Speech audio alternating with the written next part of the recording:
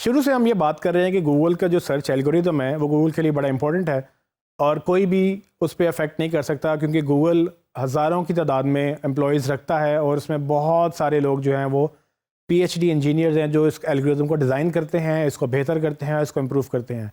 उसकी एक ही कोशिश है कि वो किसी भी तरह से किसी को अफेक्ट ना होने दे, क्योंकि अगर किसी को भी गूगल का एल्गोरिदम समझ आ गया तो होगा ये कि वो जो सिर्फ वो चंद लोग जिनको एल्गोरिदम समझ आ गया वो रैंक करना शुरू कर देंगे अपनी वेबसाइट्स को, बाकी लोग पीछे रह जाएंगे। इस तरह से गूगल का जो सर्च इंजन है वो यूज़र्स के लिए एक न्यूट्रल सर्च इंजन नहीं रहेगा, क्योंकि कुछ ख़ास किस्म की वेबसाइट्स रैंक करना शुरू कर देंगी और बाकी जो एक्चुअल वेबसाइट्स हैं, जो एक्चुअल डेटा है वो नीचे दबना शुरू हो जाएगा। गूगल की शुरू से लेके अब तक 20 साल हो गए हैं, एक ही जद्दोजहद है कि कोई उसके एल्गोरिदम को बीट ना कर सके, इसीलिए वो रोज़ाना अपडेट करता है, चेंज करता है, ट्रैक करता है, बैन करता है लोगों को जो भी उसको चीट करने की कोशिश करते हैं। उन सबको जो है ना वो गूगल एज अ फाइट या एज अ वॉर, यानी कि जंगी बुनियादों पे जो है ना उसको ठीक करता है। अब लिंक बिल्डिंग एक ऐसी चीज़ है जो गूगल पे डायरेक्टली अफेक्ट हो सकती है। गूगल नहीं चाहता कोई मैनिपुलेट करे, लेकिन लिंक बिल्डिंग अगर आप अच्छी कर लें तो आप ऊपर आ सकते हैं। ये एक तरह से चीटिंग है। हमने ग्रे हैट, वाइट हैट और ब्लैक हैट की बात की थी। तो ग्रे हैट टेक्निक में ये फॉल करता है कि आप थोड़ा सा पुश करते हैं लेकिन नेगेटिव 2 नंबरी भी नहीं करते हैं। ब्लैक हैट तो टोटल मना है, बट ग्रे हैट में ये चीज़ें फॉल करती हैं जब आप इसको थोड़ा सा पुश ज़बरदस्ती करते हैं। आपने ये चीज़ ध्यान में रखनी है कि जब भी आप लिंक बनाएं तो उसको नेचुरल रखें।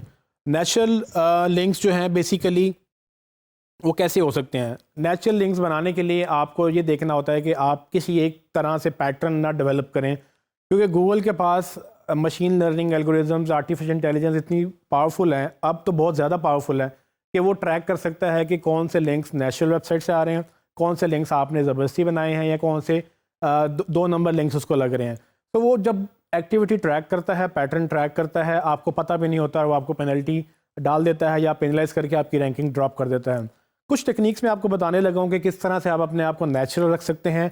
आप थोड़ा सा पुश कर रहे हैं, आप थोड़ी सी लिंक बिल्डिंग कर रहे हैं, जो कि गूगल वैसे ही मना करता है क्योंकि उसको लगता है कि आप उसके एल्गोरिदम पे मैनिपुलेट करने की कोशिश कर रहे हैं। लेकिन फिर भी एसईओ में लिंक बिल्डिंग बहुत ज़रूरी है और लिंक बिल्डिंग आपको करते रहना चाहिए। लेकिन एथिकल लिंक बिल्डिंग में कोई मसला नहीं है अगर आपको पता हो कि एथिकल लिंक बिल्डिंग या एक नंबर लिंक बिल्डिंग क्या होती है। एथिकल लिंक बिल्डिंग के लिए आपको मेक श्योर ये करना है कि आप अपने लिंक्स को डाइवर्सिफाई करें।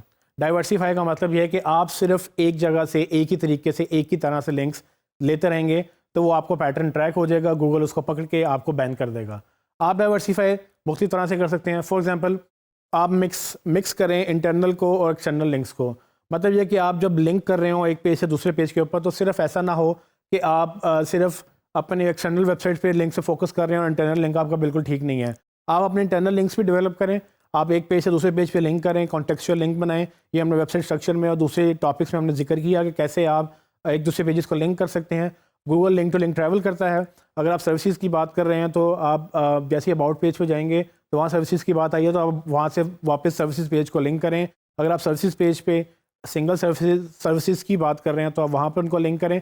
इससे गूगल को पता चलता है कि ये पर्टिकुलर पेज एक सर्टेन कीवर्ड के अगेंस्ट लिंक बार बार हो रहा है, चाहे वो वेबसाइट के अंदर ही है या वो वेबसाइट के बाहर है। सो अगर आप बाहर से एक्सटर्नल लिंक्स, आप इनबाउंड एक्सटर्नल लिंक्स ले रहे हैं तो होगा क्या कि जब आप इनबाउंड लिंक्स लेते हैं दूसरी वेबसाइट से तो आप उन्हीं कीवर्ड्स को यूज़ करते हैं।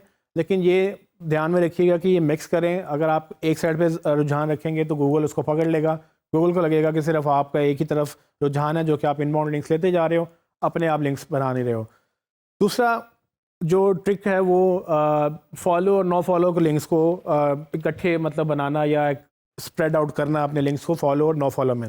हमने जिक्र किया था कि फॉलो लिंक्स मतलब ये कि ऐसे लिंक्स जो गूगल फॉलो कर सकता है, इसको डू फॉलो भी बोलते हैं, लेकिन इन एसेंस इसकी कोई एग्जिस्टेंस नहीं है। अगर एक लिंक बना हुआ है तो वो by default follow he link होता है जब तक कि आप उसको नो फॉलो ना करें। नो फॉलो का हमने जिक्र किया था कि नो फॉलो में आप एक नो फॉलो की कमांड डालते हैं और नो फॉलो आप robots.txt से भी आप नो फॉलो कर सकते हैं, जो कि हमने पहले robot.txt में पढ़ी थी कि अगर आप गूगल को ब्लॉक कर सकते हैं कि सर्टेन आपने यूआरएल फॉलो नहीं करने। तो एनीवेज, आप जब भी लिंक बिल्डिंग कर रहे हो आपको पता भी हो कि अगर फॉर एग्जांपल एक लिंक आपको मिल रहा है लेकिन वो फॉलो नहीं है, वहाँ पर आपका नो फॉलो लिंक लगेगा। लेकिन अगर आपको लिंक मिल रहा है तो आप उसको ले लें, क्योंकि गूगल ये देखेगा कि हाँ लिंक्स आपके नो फॉलो भी हैं और फॉलो भी हैं। आपको नो फॉलो का क्रेडिट नहीं मिलेगा, आपको उसके रैंकिंग भी नहीं आपकी अप होगी, लेकिन एटलीस्ट गूगल को ये नहीं लगेगा कि आप सिर्फ फॉलो लिंक के पीछे भाग रहे हो। गूगल को लगेगा कि आप नेचुरली फॉलो भी मिल रहे हैं तो नो फॉलो भी मिल रहे हैं। तो लोग तो बल्कि ये कहते हैं कि अब नेचुरली नो फॉलो ज़्यादा होते हैं। फॉर एग्जांपल अगर आपने 100 लिंक्स लिए हैं, उसमें से अगर आपके 30 फॉलो लिंक्स हैं तो 70 आपके नो फॉलो होने चाहिए। कम से कम 70-80% लिंक्स आप नो फॉलो रखें, ताकि गूगल को लगे कि ये एक्चुअली नेचुरल बिहेवियर है, ये जानबूझ के सिर्फ फॉलो लिंक्स को फॉलो नहीं कर रहा, ये बल्कि जहाँ से भी लिंक मिलते हैं वहाँ से ले लेता है, चाहे वो फॉलो है चाहे नो फॉलो है, हमें परवाह नहीं है। गूगल को जब तक ये एहसास नहीं होगा, गूगल समझेगा कि आप उसके साथ चीटिंग करने की कोशिश कर रहे हैं। तीसरा एक और ट्रिक है कि आप सिर्फ अथॉरिटी वेबसाइट के पीछे ना जाएं। अगर आपको लगता है कि एक ऐसी थोड़ी सी लो अथॉरिटी वेबसाइट है, स्पैम वेबसाइट नहीं होनी चाहिए, बट अगर लो अथॉरिटी है फिर भी अगर लिंक आपको जेन्युइन मिल रहा है, अच्छा लिंक मिल रहा है, आप ले लें। आप वेबसाइट अगर बहुत ज़्यादा क्वालिफाइड नहीं भी है, लिंक तो है, एटलीस्ट गूगल को ये पता होगा कि ये सिर्फ एक ही तरह की वेबसाइट से लिंक नहीं लेते, ये बल्कि जहाँ से भी मिलता है वहाँ से लेते हैं, और हमें कोई भी लिंक कर सकता है, चाहे वो छोटी वेबसाइट है चाहे बड़ी वेबसाइट है। तो आप सिर्फ अमेज़ॉन, एप्पल या दूसरी बड़ी बड़ी वेबसाइट के पीछे मत जाएं कि भाई आपको किसी तरह से वहाँ से लिंक्स मिले। वैसे तो वहाँ से लिंक शायद मिलना मुश्किल भी हैं, लेकिन आपको एग्जांपल देने के लिए कि इतनी बड़ी वेबसाइट से लिंक्स लेना एक तो आसान नहीं है, और सिर्फ उनसे लिंक्स लेना मे भी आपके लिए प्रॉब्लमेटिक हो जाए। आप जब डाइवर्सिफाई करेंगे मुख्तलिफ लिंक्स कैटेगरीज में, वो चाहे लो क्वालिटी हो और हाई क्वालिटी हो, थोड़े से डिफरेंट कैटेगरीज की वेबसाइट से लिंक्स लेंगे, गूगल समझेगा कि नेचुरल बिहेवियर है, जहाँ जहाँ से लिंक मिल रहे हैं वहाँ से आ रहे हैं, खुद ब खुद आ रहे हैं, हम उसमें कोई रोल प्ले नहीं कर रहे हैं।